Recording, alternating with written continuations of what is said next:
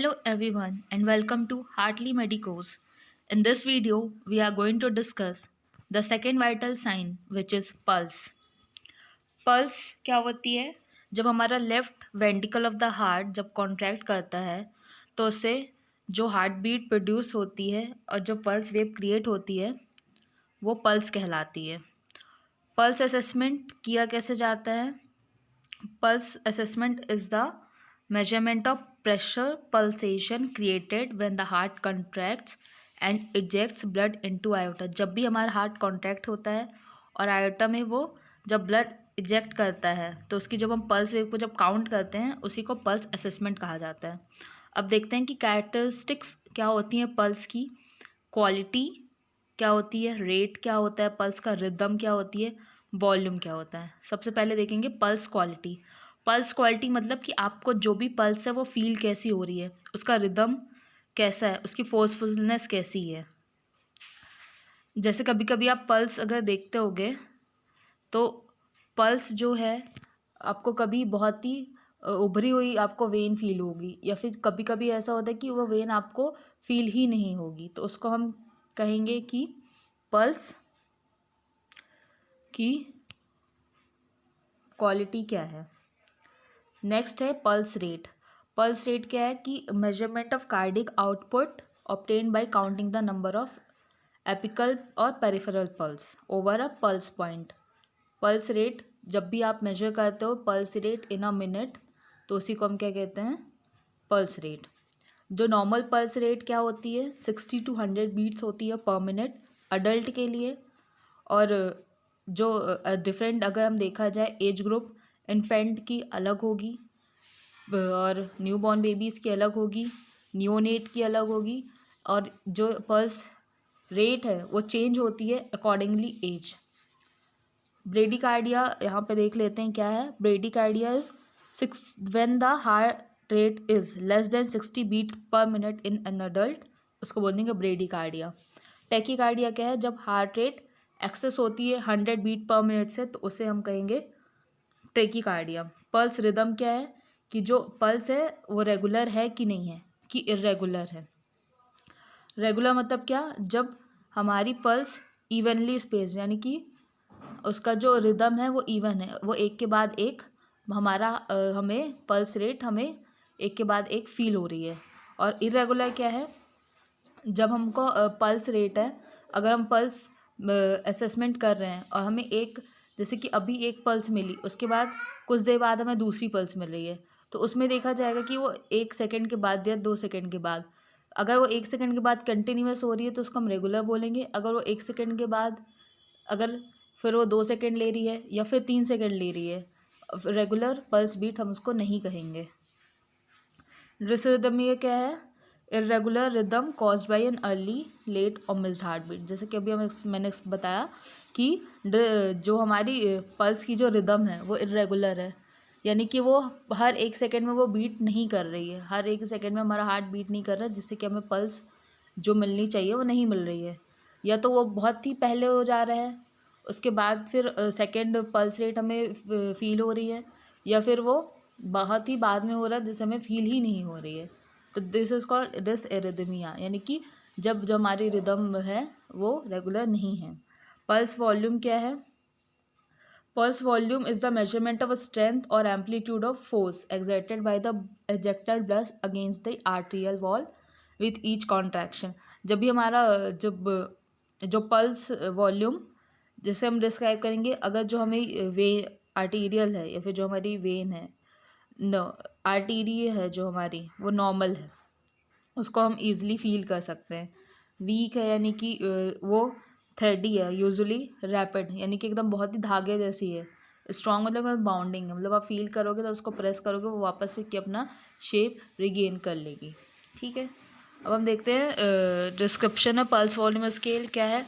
0 अगर absent pulse है, week and थ्रेडी pulse है तो 1 देंगे, नॉर्मल पल्स तो 2, और बाउंडिंग पल्स है तो 3। बाउंडिंग पल्स यानी कि वो वापस आ जाए, मतलब अगर उसको प्रेस करेंगे तो अपने शेप पे वो नॉर्मल हो जाएगी। अब फैक्टर्स क्या कंट्रीब्यूट करते हैं इंक्रीज पल्स रेट के लिए, पेन हो गया, फीवर हो गया। आप जब भी स्ट्रेस में रहते हो या एक्सरसाइज का तो आपकी पल्स रेट इंक्रीज रहेगी। ब्लीडिंग अगर हो गई है तो decrease in blood pressure, BP down है तो आपकी पल्स रेट कम या ज़्यादा होगी। सब मेडिकेशन जैसे कि हम कुछ देते हैं, कार्डियक मेडिकेशंस हो गई जैसे कि एड्रेनलिन हो गया या फिर अमाइनोफिलिन, जिसके जो भी मेडिकेशंस हैं वो हमारे पल्स रेट को अफेक्ट करती हैं। और व्हाट फैक्टर्स स्लो कर देते हैं पल्स को, तो देखेंगे रेस्ट है, इंक्रीजिंग एज है, अगर किसी का बहुत थिन बॉडी साइज़ है, कुछ मेडिकेशंस ले रहा है, उसको थायराइड ग्लैंड डिस्टर्बेंस है, सो एक्सेट्रा। अब पल्स पॉइंट असेसमेंट हम देख लेते हैं कहाँ पे हम करते हैं, तो temporal, carotid, apical, brachial, radial, अर्लार, femoral, popliteal, posterior tibial, dorsalis. यहाँ पे देखो आप पिक्चर में pulse point and pressure points.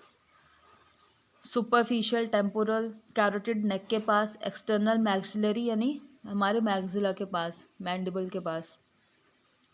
Brachial यानी कि आपके जो अब जब हाथ मोड़ते हो एल्बो के पास तो आपको ब्रेकियल पल्स मिल जाएगी। अल्नार क्या, जब जो आपके हैंड के रिस्ट है, अल्नार बोन के आसपास या फिर रेडियल बोन के आसपास। फीमोरल जो आपका ग्रोइन रीजन है वहाँ पे।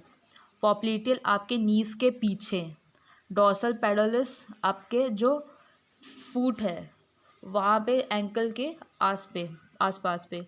और उसके बाद क्या है, पोस्टीरियर टीबियल। पोस्टीरियर टीबियल यानी जो हमारा टीबिया है, जो टीबियल बोन है, तो वो वहाँ पे मिलेगी। और जो भी हमारी पल्स, जब भी हम पल्स जो मिलती है वो हमें आर्टरीज से मिलती है। जो हमारी आर्टरीज है जो हमारे बोन्स के आसपास रहती हैं, तो उस रीज़न में क्योंकि जो बोन के आसपास स्पेस होती है वो हॉलो होती है, तो ईजिली वहाँ पे हम आर्टरीज को फील कर सकते हैं।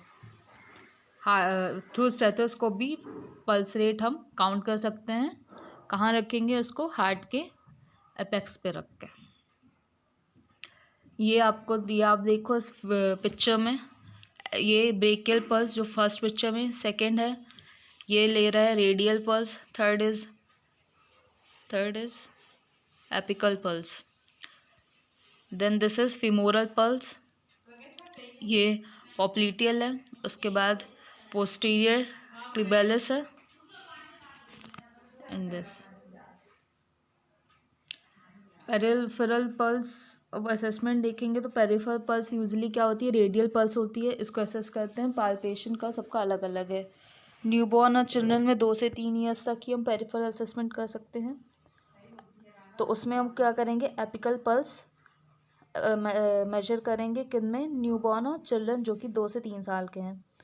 और फिर जो बहुत ही ओबीज या फिर एल्डरली क्लाइंट हैं जो बहुत मोटे हैं, तो उसमें हम क्या करेंगे, जो रेडियल पल्स है वो डिफ़िकल्ट होगी पाल्पेट करने के लिए, तो इसके लिए क्या करेंगे, जो डॉपलर इक्विपमेंट है, डॉपलर इक्विपमेंट होता है जिससे कि हम पल्स रेट को मेजर कर सकते हैं, हम वो करेंगे।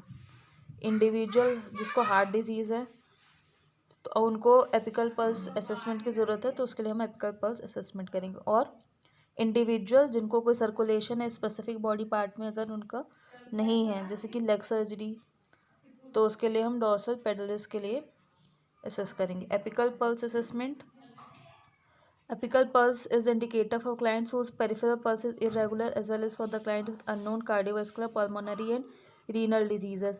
तो जो भी हमारे पास पेशेंट है जिनको कोई भी कॉमन प्रॉब्लम है, तो उसको कैसे असेस करते हैं, by administering medication that affect heart rate. तो जो एपिकल पल्स की जो साइट है तो असेस करते हैं, जैसे pulse for new borns, infant या फिर चिल्ड्रन अप टू 2 से 3 साल के लिए। Apical radial pulse, apical radial pulse यानी कि ज़रूरी नहीं है इसे असेस करना with certain cardiovascular disorder. Normally apical and radial rates are identical, यानी आप एपिकल से लो या फिर आप रेडियली रूट लो तो दोनों ही वो सेम होते हैं। और जो एपिकल पल्स रेट है वो ग्रेटर होता है रेडियल पल्स से, तो ऐसा पता चल जाएगा कि जो प्रेशर है ब्लड का वो हार्ट में या तो बहुत ही कम है, जो कि वेव आ रही है पेरिफेरल साइड से, और या तो ये दिखा सकता है कि कोई वेस्कुलर डिजीज़ हो गई है जिसकी वजह से कि कोई भी प्रॉपरली जो ब्लड सर्कुलेशन वो हो नहीं पा रहा है। तो इन दोनों के बीच में कौन सी एपिकल पल्स और रेडियल पल्स से कोई भी अगर डिस्क्रिपेंसी है यानी कि कुछ भी प्रॉब्लम है, तो इनको जो मेजर असेसमेंट करना चाहिए बहुत ही प्रॉपरली करना चाहिए। और अगर in no instance is the radial pulse greater than the apical pulse. Pulse deficit क्या है? Pulse deficit is the difference in apical pulse and the radial pulse के बीच में जो डिफरेंस है उसको पल्स डेफिसिट। तो this should be taken at the same time which will require that two people take the pulse, one with the stethoscope and one at the wrist. तो जो count for एक full minute के लिए count करना, और जब भी आप पल्स रेट ले रहे हो तो उसको फुल 1 मिनट के लिए काउंट करना है। फिर subtract the radial from the apical, तो बोलते हैं पल्स डेफिसिट। अब हमारा जो थर्ड वाइटल साइन है वो भी आज हम देख लेंगे, विच इज़ रेस्पिरेशन। रेस्पिरेशन क्या है? Pulmonary ventilation, that is movement of air in and out of the lungs. तो जब भी आप रेस्पिरेशन की डेफिनेशन लिख सकते हो ये कि respiration is the movement of air in and out of the lungs, जिसको हम या तो ब्रीथिंग बोलते हैं या फिर पल्मोनरी वेंटिलेशन। और फिर आप दो टर्म्स इसके साथ और पढ़ते हैं जो कि है इंस्पिरेशन और एक्सपिरेशन। तो इंस्पिरेशन क्या कहा जाएगा? Is the act of breathing. Inspiration यानी कि जब हम सांस लेते हैं जिसको हम बोलते हैं इनहलेशन। एक्सपिरेशन क्या है? जब भी हम सांस छोड़ते हैं जिसको हम बोलेंगे एक्सलेशन। इसको क्या बोलते हैं? That is the act of breathing out is expiration. जो हमारे और क्या क्या फैक्टर्स अफेक्ट करेंगे रेस्पिरेशन को? पहला है पेन, एंजाइटी, एक्सरसाइज अफेक्ट करेगा, मेडिकेशंस, या तो ट्रॉमा है या फिर कोई इन्फेक्शन है। अगर उसको कोई भी रेस्पिरेटरी डिजीज़ है जैसे कि COPD हो गया, अस्थमा हो गया, तो वो अफेक्ट करेगा उसके रेस्पिरेशन को। कार्डियोवास्कुलर डिजीज़ है, अगर पेशेंट को हाइपरटेंशन है या फिर हाइपोटेंशन है या फिर कोई भी एनी अदर कार्डियोवास्कुलर डिजीज़ है तो वो भी अफेक्ट करेगी। अगर अल्टरेशन इन फ्लूइड इलेक्ट्रोलाइट बैलेंस में अल्टरेशन है तो वो भी अफेक्ट करेगा। एसेस कैसे करेंगे? रेस्पिरेशन इंस्पेक्शन से, listening with stethoscope, monitoring ABG that is arterial blood gas result, और यूजिंग अ पल्स ऑक्सीमीटर। जो ये 4 मेथड है उसमें से हम कर सकते हैं। अब हम देखते हैं कि हमारी ब्रीथिंग कैसे कंट्रोल होती है। तो जो हमारा रेस्पिरेटरी सेंटर जो कि बॉडी में वो कहाँ पाया जाता है? That is the medulla oblongata and the pons of brains, जो कि हमारे ब्रेन में पाया जाता है। तो ये कैसे मेजर करते हैं? जो हमारे कीमो रिसेप्टर्स हैं वो कहाँ लोकेटेड होते हैं? जो मेड्यूला का सेंटर है वहाँ पे, और पेरिफेरल कहाँ? कैरोटिड एंड आयोटिक बॉडीज़ में। जो हमारी कहाँ पे? कैरोटिड, जहाँ में कैरोटिड हमने पढ़ा था अभी इसके पहले, कैरोटिड पल्स जहाँ भी, तो वहाँ पे। तो ये क्या सेंटर्स है? ये क्या करते हैं? जो भी अगर थोड़े से भी चेंजेस हो रहे हैं या तो ऑक्सीजन के कंसनट्रेशन में या कार्बन डाइऑक्साइड के या हाइड्रोजन के लेवल में, तो उसको तुरंत डिटेक्ट कर लेते हैं और जो हमारा रेस्पिरेटरी सेंटर है उसको ये इंफॉर्मेशन भेज देते हैं। अब कैरेक्टरिस्टिक्स क्या है normal and abnormal breathing sound का? आप देखते हैं कुछ terms related to respiration, that is eupnea. Eupnea क्या है? Refers to easy respiration with a normal rate and of breath per minute that is specific. जब भी अगर नॉर्मल रेस्पिरेशन है, नॉर्मल रेस्पिरेशन यानी कि पेशेंट ईजिली सांस ले रहा है और सांस छोड़ रहा है, तो उसको हम क्या बोलेंगे? यूपनिया। ब्रेडेपनिया क्या बोलेंगे?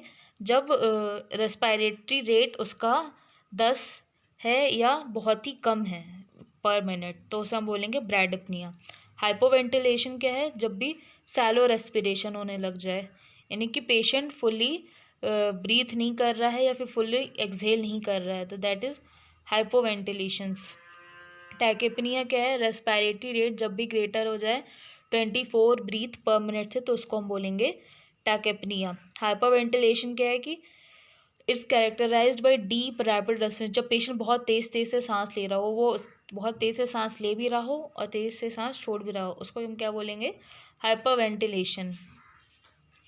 उसके बाद हम यहाँ देखते हैं कि नर्व्स और क्या ऑब्जर्व कर सकती है? द अल्टरेशन या मूवमेंट ऑफ चेस्ट वॉल। तो पहला है कोस्टल ब्रीथिंग। तो कोस्टल ब्रीथिंग क्या बोला जाता है? जो हमारी एक्सटर्नल इंटरकोस्टल मसल्स होती हैं और जो हमारी एक्सेसरी मसल्स होती हैं वो क्या करती हैं? जो हमारा चेस्ट है उसको जब भी हम अपवर्ड ब्रीथिंग के लिए वो यानी कि हमारी ब्रीथिंग में हेल्प करते हैं, तो हमारे चेस्ट को जब भी हम सांस लेते हैं तो हमें हेल्प करती हैं, जिससे हम अपने चेस्ट को अपवर्ड, और जब भी हम एक्सहेल करते हैं तो चेस्ट को डाउनवर्ड। डायफ्रामेटिक ब्रीथिंग कब होती है? जब हमारा डायफ्राम कॉन्ट्रैक्ट होता है और रिलैक्स होता है। तो ये डिफरेंट साइड्स है जहाँ पे आप अगर पेशेंट का क्या अगर आप ऑब्जर्व करना चाह रहे हो कि अल्टरेशन हो रहा है चेस्ट वॉल में, तो ये हम देख सकते हैं। कैसे देखोगे? दैट इज कोस्टल ब्रीथिंग जो कि थोरैसिक ब्रीथिंग है, इंटरकोस्टल मसल्स की डायफ्रामेटिक ब्रीथिंग को एब्डोमिनल ब्रीथिंग भी कह सकते हैं। तो ये हम देखेंगे डायफ्राम के मूवमेंट से। डिस्पनिया क्या है? डिस्पनिया बहुत ही कॉमन एक नोन आपको होना चाहिए जो कि है डिफ़िकल्टी इन ब्रीदिंग। इसको कैसे ऑब्जर्व करेंगे? पेशेंट अगर बहुत ही ज़्यादा उसको फोर्स से वो या तो रेस्पिरेशन कर रहा है तो सांस ले रहा है या फिर सांस छोड़ रहा है, अपनी एक्सेसरी मसल्स को यूज़ कर रहा है और नेक टू ब्रीथ, यानी उसको बहुत ही ज़्यादा डिफ़िकल्टी हो रही है ब्रीदिंग में।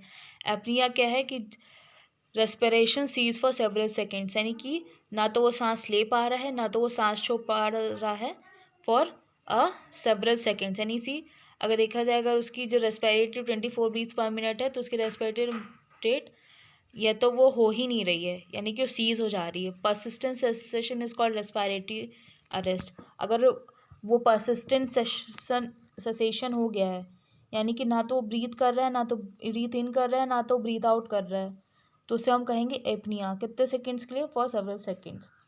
शीन स्टोक्स रेस्पिरेशन क्या है? जब हमारी रेस्पिरेटरी रिदम इरेगुलर है, जब हमारी रेस्पिरेटरी रिदम इरेगुलर है। उसको कैसे देखेंगे? जब alternating periods of apnoea and hyper ventilation, यानी कि एपनिया भी हमने देखा। एपनिया क्या है कि कुछ देर के लिए सांसों का रुक जाना, और हाइपर वेंटिलेशन यानी कि वो बहुत ही ज़्यादा उसका जो वो सांस बहुत तेज़ी से ले रहा है और बहुत तेज़ी से वो एक्सहेल कर रहा है, यानी कि बहुत तेज़ से वो हाइपर वेंटिलेशन में बहुत तेज़ी से इनहेल भी करते हैं और एक्सहेल भी करते हैं। तो रेस्पिरेटरी साइकिल उसकी बहुत स्लो हो जाती है, बहुत ही शैलो ब्रीथ होता है और increase to abnormal depth and rapidity. तो ये शीन स्टोक्स रेस्पिरेशन, इसमें क्या होता है? ग्रेजुअली जो ब्रीथिंग होती है वो स्लो हो जाती है, यानी कि बहुत ही स्लो हो जाती है। पेशेंट को हाइपरवेंटिलेशन हो जाता है और climax is 10 to 20 seconds of period of apnoea देख सकते हैं जब भी उसका, यानी कि एपनिया का जो टाइम पीरियड होता है वो 10 से 20 सेकेंड्स के लिए उसे एपनिया हो जाता है। शीन स्ट्रोक्स रेस्पिरेशन को अगर हम देख रहे हैं किसी भी क्लाइंट में, अगर वो 10 to 20 सेकेंड्स का पीरियड ऑफ एपनिया हो गया, उसका जब रेस्पिरेशन रिज्यूम होता है तो उसको हम कह सकते हैं कि वो शीन स्ट्रोक रेस्पिरेशन है। इसी तरीके से कुसुमोल रेस्पिरेशन क्या है? Respiration are abnormally but regular similar to hyperventilation, यानी कि इसमें भी कुसुमोल में एबनॉर्मल डीप बट रेगुलर, यानी कि वो डीप रेस्पिरेशन ले रहा है। तो इसका जो भी क्लाइंट जिसको डायबिटिक कीटोएसिडोसिस है उस क्लाइंट्स में आप कुसुमोल रेस्पिरेशन देख सकते हो। ऑर्थोपनिया क्या है? जो रेस्पिरेटरी कंडीशन होती है जिसमें कि पर्सन या तो बैठा हुआ है या फिर खड़ा हुआ है, तो वो properly in order to be deeply और कंफर्टेबली, तो वो उससे या तो बैठे हुए पोजीशन में वो कंफर्टेबली ब्रीथ कर सकता है या फिर खड़े पोजीशन में वो कंफर्टेबली ब्रीथ कर सकता है। असेसमेंट ऑफ रेस्पिरेशन क्या क्या है? डेप्थ क्या है? By assessing the degree of excursion और movement in the chest wall, shallow, deep और नॉर्मल, यानी कि हमारा जो चेस्ट वॉल है उसके मूवमेंट को हम ऑब्जर्व करेंगे कि वो शैलो है, बहुत कम है, या बहुत ही ज़्यादा डीप है, या नॉर्मल है। जो नॉर्मल यानी कि जो नॉर्मल रेस्पिरेशन में चेस्ट अप होता है या राइज होता है या डाउन आता है। उसके रिदम हम देखेंगे कि वो रेगुलर है या नहीं है, कि जो रेस्पिरेशन है वो रेगुलर हो रहा है कि नहीं हो रहा है, या फिर उसके बीच में कोई 1-2 मिनट का इंटरवल आ जा रहा है दूसरा रेस्पिरेशन होने से पहले। उसका रेट कैसे ऑब्जर्व करेंगे? Full inspiration and expiration and counting. तो हम 1 मिनट के लिए ऑब्जर्व करेंगे उसका inspiration and expiration. Normal range क्या है? 12 से 20 breath per minute. Sight of breathing measurement अब क्या है? Normal breathing is sightly observable, effortless, quiet, automatic and regular. और इसको हम ऑब्जर्व कैसे कर सकते हैं? जब भी आप पेशेंट का TPR ले रहे हो तो जो पेशेंट का मूवमेंट है चेस्ट वॉल का, उसके एक्सपेंशन को आप देखोगे कि वो बायलेटिकल सिमेट्रिकल मूवमेंट हो रहा है थोरैक्स का या नहीं, उसकी चेस्ट वॉल राइज हो रही है, और वो ऑटोमेटिक ही होगी अगर पेशेंट की नॉर्मल ब्रीथिंग है, अगर पेशेंट को कोई डिजीज़ कंडीशन नहीं है, और बिना एफर्टलेस होगी और पेशेंट ईजिली आपसे बात कर सकता है।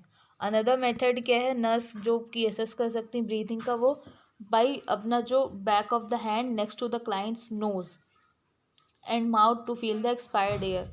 या तो आप नोज़ के पास या फिर माउथ के पास अपने हैंड में रख, उसके पास आप अपना हैंड रख सकते हो और ऑब्जर्व कर सकते हो। आपको सबसे इम्पॉर्टेंट चीज़ जो याद रखनी है रेस्पिरेशन लेते वक्त वो ये है कि आपको पेशेंट को नहीं बताना है कि आप उसका रेस्पिरेटरी रेट काउंट कर रहे हो। अगर आप ऐसा बता दोगे तो पेशेंट कॉन्शियस हो जाएगा और आपकी जो रेस्पिरेशन रेट है वो रॉन्ग, उसका जो असेसमेंट है वो रॉन्ग हो जाएगा। A complete cycle of an inspiration and composes one respiration. जो रेस्पिरेशन कि एक कंप्लीट साइकिल में क्या होता है, एक इंस्पिरेशन होता है एंड वन रेस्पिरेशन होता है। इंस्पिरेशन यानी जब आप इनहेल कर रहे हो, और रेस्पिरेशन अभी हमने पढ़ा movement of air in and out through lungs. Pattern of respiration यहाँ पे आप देखो कि रेस्पिरेशन क्या है और डिस्पिरेशन क्या है। तो टेक्निपिया में कितनी होगी 24 ब्रीथ पर मिनट जो कि शैलो होगा। ब्रेडिपनिया में 10 ब्रीथ पर मिनट बट ये रेगुलर होगा। हाइपर वेंटिलेशन में उसकी जो इंक्रीज हो जाएगा रेट एंड डेप्थ, रेट यानी कि जल्दी जल्दी सांस लेगा और उसका जो चेस्ट मूवमेंट है वो भी डीप हो जाएगा। हाइपर वेंटिलेशन में उसका जो रेट है डिक्रीज हो जाएगा यानी कि 10 बीट पर मिनट से भी वो कम हो जाएगा और उसकी जो डेप्थ है वो इरेगुलर है, यानी कि जो मूवमेंट ऑफ चेस्ट वॉल है वो इरेगुलर हो जाएगी। अब हम ब्लड प्रेशर देखेंगे नेक्स्ट वाले वीडियो में। Thanks for watching the video.